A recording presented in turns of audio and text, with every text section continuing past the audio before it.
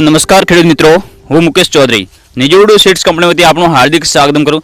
મિત્રો, આજે હું એવા ગામની અંદર છું જે થરાદ તાલુકાનું ઘંટિયાણી ગામ છે। આ ગામની અંદર જે થરાદ તાલુકો આપણો એક વિસ્તાર કે અહીં સૌથી વધારે ગરમીનો બેલ્ટ જ્યારે રહ્યો છે અને જ્યારે ગરમી વધુ અને લૂની સમસ્યા ત્યારે મેં નિજોડુ સીડ્સ કંપનીની હાઇબ્રિડ બાજરી સનમેક્સનું અહીં વાવેતર કરેલું છે। તો આપણે દેખી શકો અમારો પૂરો ક્રોપ અત્યારે લહેરાતો હુઓ કે સૌથી હાઈએસ્ટ હાઈટ है અને અત્યારે आप देखो ने हाइट ની વાત करें तो 7-8 फूट हाइट है। અત્યાર સુધી ઘાસચારો एकदम नीलो छम है, डूंडा ની एकदम भरपाई है અને દાણા ની જો વાત કરીએ તો આપ દાણો પણ દેખી શકો एकदम એનો एकदम ખાવામાં એટલી મીઠી બાજરી। તો ખેડૂત મિત્ર પાસેથી આપણે જાણીશું। તો કાકા આપણું નામ શું है? મારું નામ ગમજી ધર્માજી બારોટ। કયું ગામમાં? ઘંટિયાળી અને તાલુકો થરાદ। તમે કેટલા પેકેટ બાજરી સનમેક્સ નું વાવેતર કર્યું? 4 પોકેટ વાવેતર કર્યું। અને તો આ સનમેક્સ બાજરી તમને કેવી લાગી? એકદમ સારી।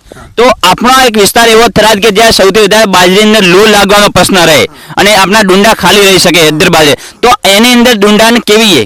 બિલકુલ સારી। ડુંડામાં કોઈ લૂ લાગવાની કોઈ પ્રકારનો પ્રોબ્લેમ નથી અને દાંડા પૂરા સુધી દાંડો ભરાયેલો। અને એની હાઈટ કેટલી છે અત્યારે? એની 6 થી 7 ફૂટ 7 ફૂટ એની હાઈટ છે।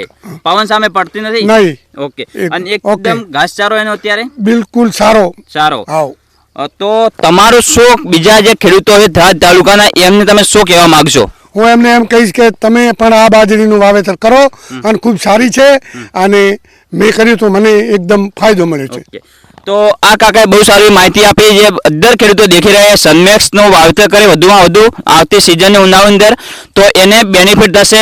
બીજી વસ્તુ સૌથી વાત કરી કે બાજરીની અંદર આ બાજરી ખાવામાં એકદમ મીઠી અને વ્હાઈટ રોટલો તો બધા અને બીજો આપણે પશુઓ માટે ઘાસચારાની જરૂર પડે છે તો ઘાસચારો પણ આ બાજરીને બહુ વધારે નીકળે છે, ત્યાંથી આપણે ફાયદો થઈ શકે।